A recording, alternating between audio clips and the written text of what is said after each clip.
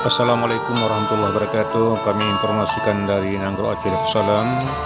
Di beberapa titik terlihat hari ini banjir di sekitar Aceh Timur, juga Langsa, daerah Bayun, juga di daerah Kota Binjai, dan di daerah Aceh Utara, Makassar, sebagian juga daerah sana ada yang terkena banjir juga.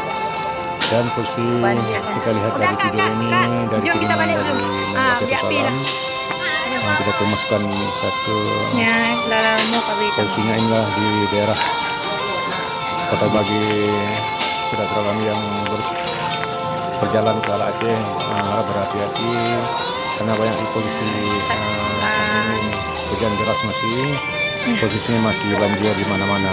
Mohon hati-hati dan mohon doa kita semua, mudah-mudahan semua ini cepat berlanjut. Terima kasih. Assalamualaikum warahmatullahi wabarakatuh. Video ini kita lihat ini dari ini Paya Bukit Langsa, ini juga sangat parah kali, di jalan pun naik airnya. Dan kami harapkan kepada pengemudi dan rekan-rekan yang ingin pulang kampung harap berhati-hati di jalan, jangan sampai terjebak banjir. Ya, ini kondisi kurang bersahabat ya. Mudah-mudahan selamat semua.